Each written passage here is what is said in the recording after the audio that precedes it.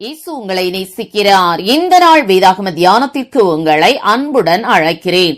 ஏனெனில் கிறிஸ்துவினிடத்தில் விசுவாசிக்கிறதற்கு மாத்திரம் அல்ல, அவர் நிமித்தமாக பாடுபடுகிறதற்கும் உங்களுக்கு அருளப்பட்டிருக்கிறது.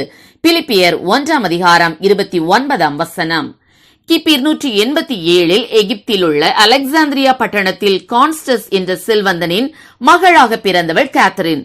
செல்வம், அறிவு மற்றும் அழகில் தனித்துவமுடையவளாய் ஒரு இளவரசியைப் போல கேத்தரின் வளர்க்கப்பட்டாள். தத்துவம், மொழிகள், அறிவியல் மற்றும் மருத்துவம் ஆகிய துறைகளில் நன்கு கற்பிக்கப்பட்டாள். கேத்தரினை பொறுத்தமட்டில் ஒரு புத்தக புழு மட்டுமல்ல, இவள் கற்றவைகளை சான்றோர்களுடன் விவாதிக்கவும் செய்வாள். அலெக்சாந்திரியா பட்டணத்தில் பல அறிஞர்களும் உலகின் மிகப்பெரிய நூலகமும் இருந்தபடியால் இது கேத்தரின் மேலும் மேலும் படிப்பதற்கு வசதியாக இருந்தது. புத்தகங்கள் மற்றும் அறிஞர்கள் மூலமாக தனது 14வது வயதில் கிறிஸ்துவை கேத்தரின் அறிந்து கொண்டாள். தான் அறிந்து கொண்ட கிறிஸ்துவை மேலும் அறிந்து அவரை அறிவிக்கலானாள். மேக்சிமஸ் என்ற ரோம பேரரசரின் ஆட்சியில் கிறிஸ்தவர்களுக்கு மிகுந்த உபத்திரவம் உண்டாயிற்று. இந்த உபத்திரவத்தை குறித்து தனது கண்டனத்தை தெரிவிப்பதற்காக கேத்தரின் ரோமாபுரிக்கு சென்றாள். ஆரம்பத்தில் பேரரசருக்கு 18 வயதே நிரம்பிய அழகான அறிவாளியான பெண்ணை பார்ப்பது வேடிக்கையாக இருந்தது. அவளை சிறையில் அடைக்கவோ அல்லது கொல்லவோ பேரரசருக்கு மனமில்லை. அதற்கு பதிலாக தன்னிடம் உள்ள 50 அறிஞர்களை அவளிடம் பேசி கிறிஸ்தவ விசுவாசத்தை மறுதலிக்கும் முயற்சியில் ஈடுபட்டார். ஆனால் கேத்தரினோ தான் பெற்றுக்கொண்ட விசுவாசத்தை அந்த அறிஞர்களும் தழுவ வைத்தாள். இதனால் மூர்க்கமடைந்த பேரரசர் கேத்தரினை 50 முறை வாரினால் அடித்து அந்த அறிஞர்களை கொலை செய்தான். பின்பு கேத்தரினை பாதாள சிறையில் அடைத்து வெளியூருக்கு பயணப்பட்டார் பேரரசர். பேரரசர் வெளியூர் சென்றிருந்த சமயத்தில் பேரரசிக்கு கேத்தரின் மேலிருந்த ஆர்வத்தினால் அவளை சந்திக்க வந்தாள். கேத்தரின் பேரரசியையும் அவளுடன் வந்திருந்த 200 சேவகர்களையும் கூட கிறிஸ்துவுக்காக ஆதாயப்படுத்தினாள். இதனை அறிந்த பேரரசர் பேரரசியையும் அந்த 200 சேவகர்களையும் கொன்று போட்டார். பேரரசருக்கு கேத்தரின் மேல் இருந்த ஆசையினால் அவளை எப்படியாகிலும் மணம் முடித்து அவளை பேரரசியாக ஆக்குவதற்கான முயற்சிகளை செய்தார். கிறிஸ்துவின் மேலுள்ள விசுவாசத்தை மறுதலிக்க வைக்கும் அனைத்து முயற்சிகளையும் பேரரசர் மேற்கொண்டார். ஆனால் கேத்தரினோ என் இதயம் கிறிஸ்துவுக்கே என உறுதிபட கூறிவிட்டாள்.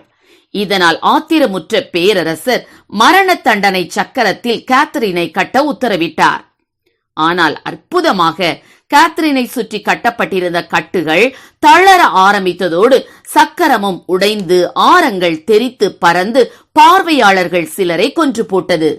இவ்விதமாக இந்த வீர மங்கையை கொல்ல முடியாத ஏமாற்றத்தில் பேரரசன் அவளை சிரச்சேதம் செய்து கொலை செய்தான். உயிர்த்தெழுதலின் நம்பிக்கையுடன் கேத்தரின் புதைக்கப்பட்டாலும் இந்த இளம் பெண் தேவன்பால் கொண்டிருந்த வைராக்கியம் பலரையும் ஈர்த்தது. ஆம், என கருமையானவர்களே, நாமும் கூட எழும்ப வேண்டிய காலகட்டத்தில் வந்திருக்கிறோம். மற்றவர்கள் எழும்பு எழும்பு என்று சொல்லாமலேயே தானாக எழும்பினவர்களுள் ஒருத்திதான் தெபோராள். அவள் தனக்குத்தானே விழி என்று சொல்லி தன்னையே தட்டி எழுப்பினாள். பிரியமானவர்களே, நாமும் கூட எப்படி இருக்கிறோம்? சூழ்நிலைகளை பார்த்து புரிந்து கொள்கிறோமா?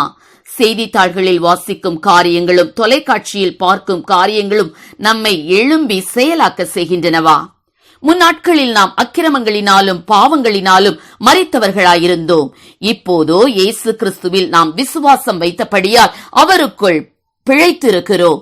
இந்த விலை மதிக்க முடியாத ரட்சிப்பு நம்மை தூங்க வைப்பதற்கு அல்ல, நாம் எழும்பி கிரியை செய்யவே அழைக்கிறது. இந்த காலத்தில் நாம் எழும்பாவிட்டால் தேவன் வேறு யாரையாவது எழுப்புவார். நீங்களும் நானும் எங்கே போவோம்? நமக்கு கொடுக்கப்பட்டுள்ள வேலைகள், அந்தஸ்துகளை பத்திரப்படுத்திக் கொள்ள விருப்பமா? தேவன் அவற்றை பார்த்துக் கொள்வார். விசேஷித்த அழைப்பிற்காக காத்திருக்கிறோமா? அப்படியே காத்திருந்து அது நம்மை அஜாக்கிரதை உள்ளவர்களாய் மாற்றுகிறதா? அல்லது மற்றவர்களை பார்த்து அஜாக்கிரதை உள்ளவர்களாய் மாறுகிறோமா? யார்தான் ஜெபிக்கிறார்கள் என்று கேட்டு நாம் ஜெபியாமல் இருக்கிறோமா? யார்தான் சாட்சியாய் வாழ்கிறார்கள் என்று கேட்டு நாம் சாட்சியாய் வாழாமல் இருக்கிறோமா? எழும்புவோம். இது எழும்பும் வேளை. மற்றவர்கள் எழும்புவார்கள் என காத்திருக்க வேண்டாம். தெபோராளை போல நாமும் எழும்புவோம். கேத்ரினை போல நாமும் எழும்புவோம். எஸ்தரை போல நாமும் எழும்புவோம்.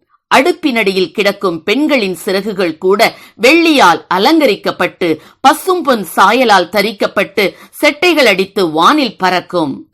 அதிபதிகள், தன்னலமற்றவர்கள், பராக்கிரமசாலிகள் என்று பெரிய சேனை நமக்கு பின்பாக எழும்பும். நாம் ஒருமித்து தேவனுக்காய் பெரிய காரியங்கள் செய்வோம். கர்த்தர் தாமே நம்மை ஆசீர்வதிப்பாராக. ஆமென். ஜெபம். எங்களை அருமையாய் நேசித்து வழிநடத்துகிற எங்கள் அன்பின் பரலோக பிதாவே, அப்பா, அந்த நாட்களிலும் கூட ஆண்டவரே, அப்பா ஸ்தோத்திர ஆண்டவரே, அந்த வாலிப பெண் கேத்ரின் எவ்விதமாய் கர்த்தாவே கிறிஸ்துவின் மேலுள்ள வைராக்கியத்தினால் ஆண்டவரே பாடுகளை அப்பா சகிப்பதற்கு ஆண்டவரை தன்னை ஒப்பு கொடுத்தது போல இந்த நாட்களில் நாங்கள் பயப்படாமல் ஆண்டவரே அப்போ உமக்கா எழும்பத்தக்கதாக ரஜ்ஜாரி உதவி செய்யுங்க ராஜா. இது நாங்கள் மௌனமாயிருக்கும் காலம் அல்ல தகப்பனே. எழும்பி பிரகாசிக்கக்கூடிய காலம் என்பதை அறிந்து தூசியை உதறிவிட்டு அப்பா எழும்பக்கூடிய கிருபைகளை கொடுப்பீராக. ஆசீர்வதியும். இயேசுவின் நாமத்திலே ஜெபிக்கிறோம் நல்ல பிதாவே. ஆமென்.